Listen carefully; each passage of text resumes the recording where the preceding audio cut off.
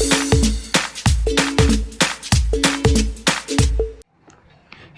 बच्चा पार्टी, मेरे channel your library या फिर आपके चैनल योर लाइब्रेरी में आपका हार्दिक स्वागत है।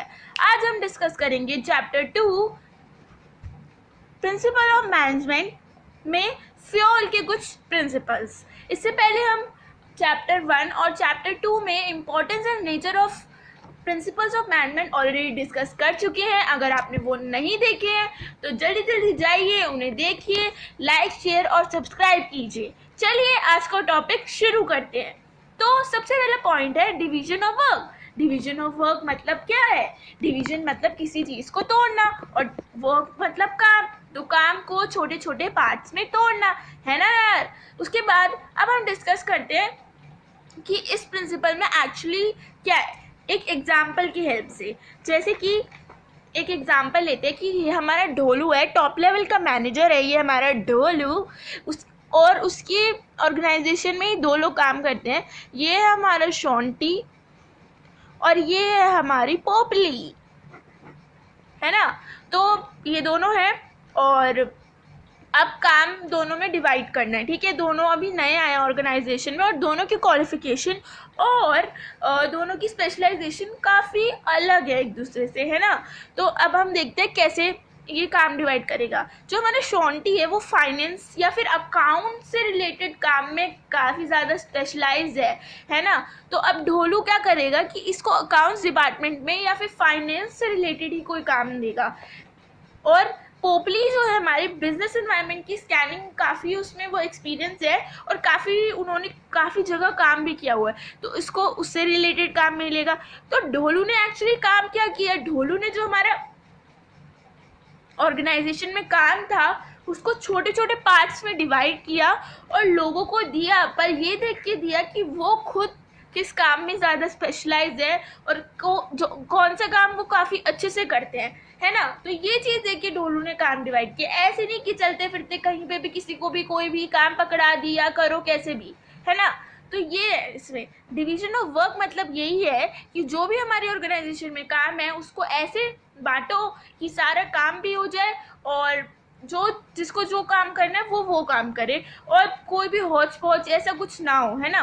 तो अब हम देखते हैं कि अगर हम ये यूज़ करेंगे हमारी ऑर्गेनाइजेशन में तो उसका इम्पैक्ट क्या होगा, क्योंकि किसी भी चीज़ के दो पहलू होते हैं, जैसे कि हम जानते हैं। एक होता है अच्छे वाला, एक होता है गंदे वाला, यानी एडवांटेजेस या फिर डिसएडवांटेजेस। तो अब हम देखते हैं कि एडवांटेजेस क्या है इस प्रिंसिपल की। सबसे पहले है स्पेशलाइजेशन। स्पेशलाइजेशन मतलब कोई इंसान किसी चीज़ में बहुत अच्छा है, वो उस काम को अच्छे से जानता है और वही उसी काम को करेगा, तो स्पेशलाइजेशन तो आएगी ना। जैसे कि हमारा जो ढोलू है टॉप लेवल पे, वो हर बार हमारी ऑर्गेनाइजेशन में सबको प्लान्स बनाता है, पॉलिसीज बनाता है, सबको एक्टिविटीज देता है। तो हमारा ढोलू जो है छोटे भीम वाला, हाँ वही तो उस काम में काफ़ी स्पेशलाइज है, वो उसको करेगा, बार बार करेगा, काम अच्छे से होगा। Improve efficiency. अब कोई काम बार बार हो रहा है, बार बार कर रहा है, तो ऑब्वियसली वो काम उसको और अच्छे तरीके से करेगा और हर बार पिछली टाइम से बेटर करेगा, इसलिए बोले इम्प्रूव एफिशिएंसी। और अगर नहीं होगा ये प्रिंसिपल हम अपनी ऑर्गेनाइजेशन में यूज ही नहीं करेंगे तो फिर क्या होगा? अरे कॉमन सेंस बच्चों, इसका एडवांटेज इसका उल्टा ही तो होगा ना। ये भी कोई याद करने वाली चीज़ है। ये दोनों चीज़ें तो कोई भी सोच सकता है आसानी से, बस एक अच्छे से एग्जाम्पल पता होना चाहिए। स्पेशलाइजेशन का उल्टा नो स्पेशलाइजेशन, इम्प्रूव एफिशिएंसी का उल्टा लैक ऑफ एफिशिएंसी, और बस एक पॉइंट और ऐड हो जाता है डुप्लीकेशन। क्योंकि कोई भी कुछ भी कभी भी कुछ भी काम कर रहा है, कोई काम दोबारा भी कर सकता है, तो इसलिए डुप्लीकेशन के चांसेस बहुत बढ़ जाते हैं क्योंकि कोई सिस्टमैटिक वर्क नहीं है। इसलिए ये डिवीजन ऑफ वर्क बहुत ज़रूरी है ताकि जो काम है अच्छे से हो, सब अपने मनपसंद काम करें और सिस्टमैटिक हो, स्पेशलाइजेशन आए, एफिशिएंसी इम्प्रूव हो, ठीक है। इसके बाद नेक्स्ट प्रिंसिपल है, पॉइंट है authority and responsibility. Authority means power and responsibility means कि हमारी काम करना है, हमको किसी को टाइम पे काम करके कंप्लीट देना, ये हमारी रिस्पॉन्सिबिलिटी है किसी के टूवर्ड्स। तो ये अब अथॉरिटी और रिस्पॉन्सिबिलिटी दोनों चीज़ें साथ में होनी चाहिए। हमारा जो प्रिंसिपल है, सेकंड प्रिंसिपल ऑफ फ्योल, ये कहता है क्योंकि अगर अथॉरिटी ज़्यादा होगी, पावर ज़्यादा है और रिस्पॉन्सिबिलिटी काम कम है, तो गलत पावर का फ़ायदा उठाएंगे। और अगर रिस्पॉन्सिबिलिटी ज़्यादा है, पावर कम है, तो जो काम है वो कभी भी टाइम पे होगा ही नहीं, क्योंकि हर चीज़ को करने के लिए औरों से पूछना पड़ेगा, तो उसमें टाइम लगता है। इसलिए दोनों के बीच में बैलेंस होना चाहिए। अब हम इसको एक एग्जांपल से देखते हैं। ये दोनों है, ये हमारा पोपलू है और ये हमारा शॉन्टी है। पोपलू है, उसके पास अथॉरिटी ज़्यादा है, मतलब उसके पास रिस्पॉन्सिबिलिटी तो कम है बट अथॉरिटी ज़्यादा है। तो वो अब सोच रहा है कि उसकी पावर को वो कैसे यूज़ करे अपना काम निकलवाने के लिए। ये यहाँ पे ये दिखाना चाह रहा है, मैं चाह रही हूँ इस पिक्चर से।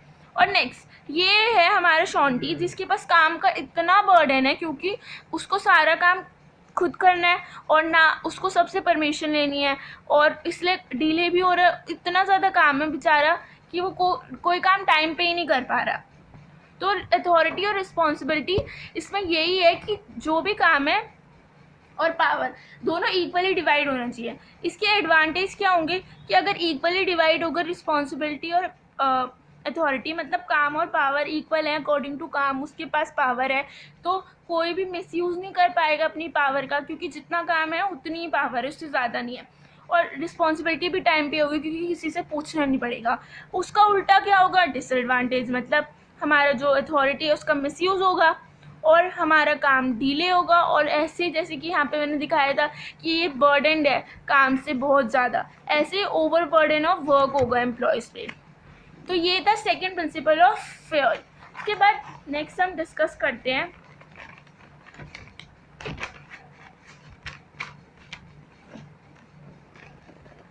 थर्ड प्रिंसिपल ऑफ फ्योल है डिसिप्लिन। डिसिप्लिन मतलब हर स्टूडेंट को डिसिप्लिन का मतलब तो काफ़ी अच्छे से पता होगा, फिर भी डिस्कस कर लेते हैं। डिसिप्लिन मतलब कि जो भी ऑर्गेनाइजेशन में हम काम कर रहे हैं वहाँ पे डिसिप्लिन होनी चाहिए और हर कोई काम को मॉनिटर करता है और हमें रिकॉर्ड देना होता है काम का,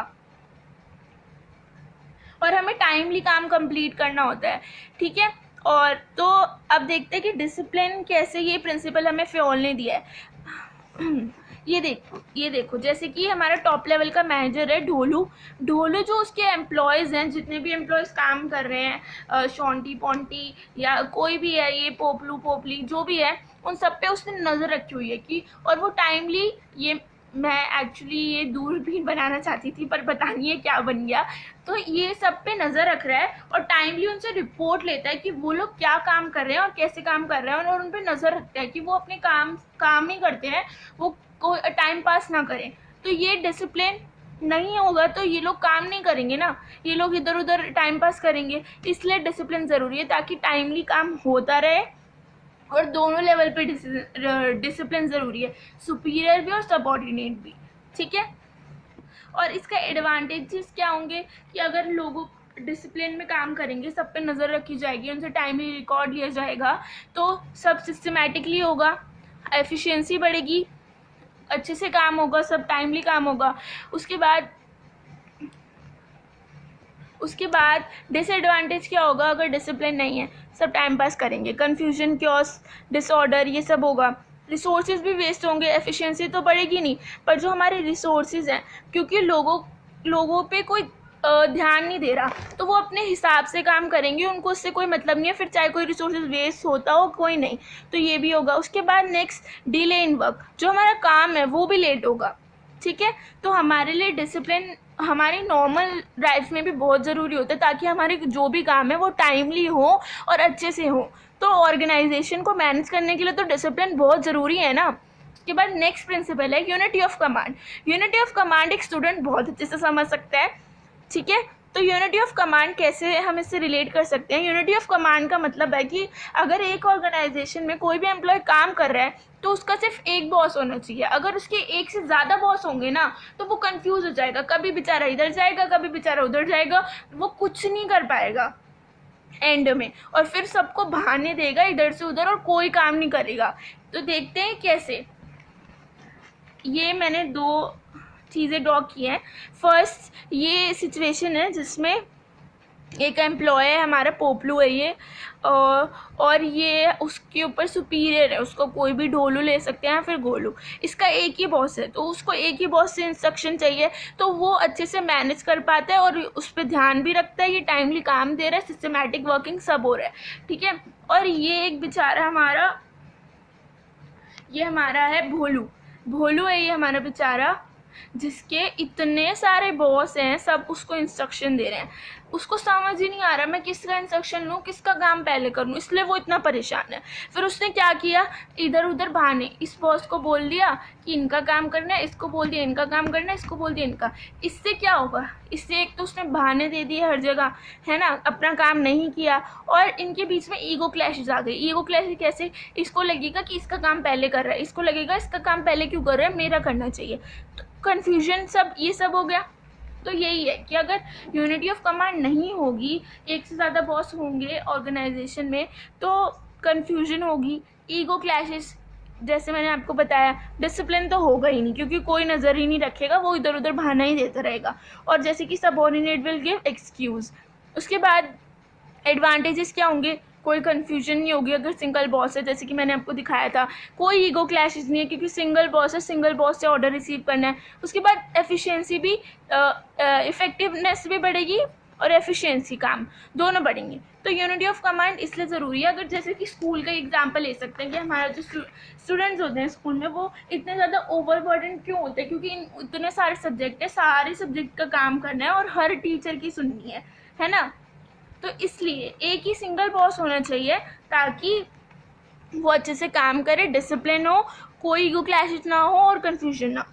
तो आज हमने डिस्कस किए 4 प्रिंसिपल ऑफ फ्योल। इसके बाद हम नेक्स्ट वीडियो में डिस्कस करेंगे, क्योंकि मैं वीडियो पढ़ना बहुत ज़्यादा लंबी हो जाएगी और बोरिंग हो जाती है, इसलिए। तो फर्स्ट था डिवीजन ऑफ वर्क, मतलब काम को अच्छे से छोटे छोटे पार्ट्स में डिवाइड करना। अथॉरिटी एंड रिस्पॉन्सिबिलिटी, काम जितना है पावर उतनी होनी चाहिए। उसके बाद नेक्स्ट है डिसिप्लिन, मतलब नज़र रखनी चाहिए, टाइमली रिपोर्ट लेना चाहिए उनसे, ऐसे ही नहीं छोड़ देना चाहिए एम्प्लॉयज़ को, उन पर पूरी नज़र रखनी चाहिए, सुपीरियर सबऑर्डिनेट कोई भी हो जो भी काम कर रहा है। और उसके बाद है unity of command, single boss होना चाहिए, क्योंकि एक से ज़्यादा बॉस होगा तो काफ़ी प्रॉब्लम्स होगी। तो ये थे कुछ प्रिंसिपल ऑफ फ्योल। आज हमने 4 प्रिंसिपल डिस्कस किए हैं, इसके बाद 10 प्रिंसिपल बचे हैं जो हम आने वाली वीडियो में डिस्कस करेंगे। तो thanks for watching. If you like my video, please like, share and subscribe. Thank you.